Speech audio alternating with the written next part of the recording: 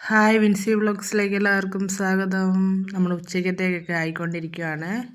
കുറച്ച് കൊഴുവയൊക്കെ കിട്ടി, അത് ഫ്രൈ ആക്കിക്കൊണ്ടിരിക്കുന്നു. പിന്നെ നമ്മുടെ കുഞ്ഞുള്ളിയില്ലേ, ചെറിയുള്ളി തീയൽ വെച്ചു, അതായി കഴിഞ്ഞു കേട്ടോ.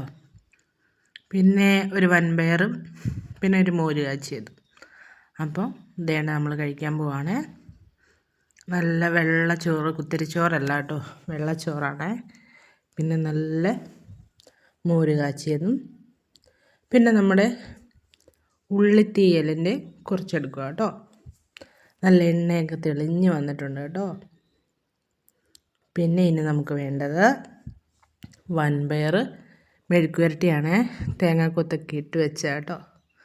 അപ്പോൾ അതും എടുത്തു. പിന്നെ കൊഴുവ ഫ്രൈ ചെയ്തതും കൂടെ എടുക്കുകയാണ്.